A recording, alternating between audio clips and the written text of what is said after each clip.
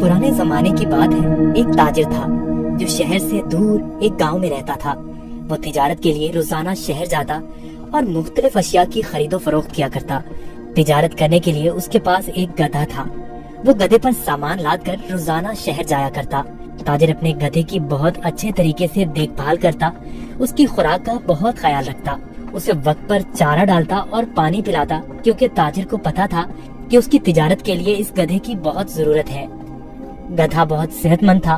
ताजिर बहुत सारा सामान एक साथ गधे पर लाद कर फरोख्त के लिए शहर ले जाता, लेकिन उसका गधा बहुत कामचोर और आलसी था। उसको भागना दौड़ना खाना पीना बहुत पसंद था। आज फिर शहर जाना पड़ेगा। मुझे हमेशा छुट्टियां क्यों नहीं हो जाती? मुझे छुट्टियां बहुत पसंद हैं। मेरे मालिक को तो हमेशा काम की ही पड़ी रहती है, पर मुझे फारिग रहना बहुत पसंद है। मेहनत करना तो बिल्कुल भी मुझे अच्छा नहीं लगता। ताजिर अपने गधे पर सारा सामान लाद कर शहर ले जाता और ताजिर को शहर जाने के लिए एक नदी को पार करना पड़ता था। शहर जाकर वो सारा सामान बेच देता। ताजिर को हर रोज बाजार की मांग के मुताबिक अशिया की तिजारत करनी पड़ती थी। कभी कपास तो कभी नमक, कभी सब्जियां तो कभी फल। ताजिर को पता लगा कि बाजार में नमक की मांग बहुत बढ़ गई है। ठीक है, मैं बहुत जल्द ही नमक लेकर आ जाऊंगा। उसने अपने गधे पर 4 बोरियां नमक की लादी, पर उसको मालूम हो गया कि 4 बोरियों का वजन काफी ज्यादा है। ओहो, मेरा गधा इतना वजन नहीं उठा सकता। इसका वजन थोड़ा कम करना पड़ेगा, यही ठीक रहेगा। उसने गधे की पीठ से एक बोरी उतार दी, फिर भी गधा आगे जाने के लिए तैयार नहीं था। ताजिर को अपने गधे का तो बहुत ख्याल था, पर उसको अपने गधे का पता था कि वो बहुत कामचोर और आलसी है। उसने एक छड़ी गधे की पीठ पर मारी और उसे बाजार में जाने की कोशिश करने लगा।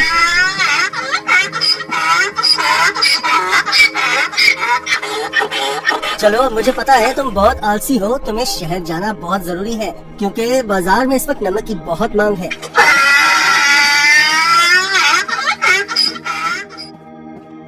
ताजिर ने सारा नमक फरोख्त कर दिया। ओहो, सच में बाजार में नमक की बहुत मांग है। ताजिर ने फिर रोज की तरह शहर में नमक फरोख्त करना शुरू कर दिया। गधे पर कभी 3 तो कभी 4 बोरियां लाद कर बाजार जाना पड़ता था, जिसकी वजह से गधा नाखुश था। पर वापसी पर गधा बिल्कुल खाली आता और बहुत खुश होता। रोज की तरह ताजिर ने फिर से 4 बोरी गधे की पीठ पर लादी और शहर की तरफ निकल पड़ा।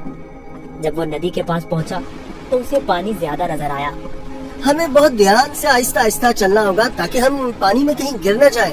जैसे ही उन्होंने आधी नदी पार की, अचानक गधे का पाँव एक बड़े पत्थर से लगा और गधा फिसल गया और पानी में बैठ गया। ओहो, तुमने ये क्या किया? बोरियां तो अभी भी मेरी पीठ पर हैं, लेकिन मुझे इतना वजन महसूस नहीं हो रहा। ये एक जादुई नदी है। गधा इस बात से हैरान था कि नदी में फिसलने की वजह से उन बोरियों का सारा नमक नदी में घुल गया था और बोरियों में से नमक खत्म हो चुका था। इसकी वजह से गधे को वजन महसूस नहीं हो रहा था, क्योंकि बोरियों में नमक बचा ही नहीं था, सब खत्म हो चुका था। ओहो, मेरी सारी मेहनत जाया हो गई है। मैं शहर जाकर क्या करूँगा? सारा नमक तो बह गया है। शुक्र है खुदा का, मेरा गधा तो सही सलामत है। गधे को कुछ नहीं हुआ। अब शहर जाने का कोई फायदा नहीं, मुझे अब घर जाना चाहिए। वाह, कोई वजन भी नहीं और काम भी नहीं। ये तो कमाल की नदी है। फिर अगले दिन ताजिर ने 4 बोरियां गधे की पीठ पर लाद दी और शहर की तरफ निकल पड़ा। आहा, कल का दिन कितना अच्छा था। कोई काम भी नहीं करना पड़ा था। आज मुझे फिर काम करना पड़ रहा है। ठीक है, आज फिर से मैं आलसीपन दिखाता हूँ और अपना वजन कम करता हूँ। फिर तो मैं नदी से ही घर वापस जा सकता हूँ, कल की तरह। वो एक जादुई नदी है जो मेरा वजन कम कर देती है। वो कल की तरह आज भी मेरी मदद करेगी। ताजिर उस दिन गधे की चालाकी से बिल्कुल बेखबर था। रोज की तरह ताजिर अपने गधे के साथ इस नदी के पास पहुंचा तो गधा ताजिर से पहले ही इस नदी की तरफ जाने लगा। ताजिर ने उसे रोका। रुको रुको। गधा फिर से नदी में फिसल गया जहाँ वो पहली बार फिसला था। ओहो, तुमने क्या किया? काहे गधे, जल्दी से बाहर आओ। लेकिन बहुत देर हो चुकी थी। बोरियों का सारा नमक नदी में घुल गया। गधे को अब कोई वजन महसूस नहीं हो रहा था। वाह, ये हुई ना बात। कोई वजन भी नहीं और काम भी नहीं। ये दोबारा कैसे? सोचता हूँ ये जानबूझकर मेरे साथ कहीं चालाकी तो नहीं कर रहा। ओ काहिल गधे, मैंने तुम्हारा इतना ख्याल रखा और तुमने मेरे साथ क्या किया? इसे घर वापस ले जाता हूँ। मुझे पता है, अब देखो मैं तुम्हें कैसे सबक सिखाता हूँ। गधे ने सोचा मैंने काम चोरी का ये अच्छा तरीका ढूंढा है, पर ताजिर का तो आज कुछ और ही जहन था। अगले रोज ताजिर ने गधे की पीठ पर 6 बोरियां रुई की लाद दी, लेकिन गधे को थोड़ा सा भी वजन महसूस न हुआ। ओहो, इतनी ज्यादा बोरियां? कोई मसला ही नहीं। शहर तक जाना किसने है? इस जादुई नदी तक तो जाना है बस। और वो शहर की तरफ जाने लगे। जब वो नदी के पास पहुँचे तो अचानक से गधा नदी पार करने लगा और उसी जगह पर फिसला जहाँ वो पहले फिसलता था। ताजिर बाहर खड़ा होकर ये सब मंजर देख रहा था। ओहो, ये मेरी पीठ पर इतना वजन कहाँ से आ गया?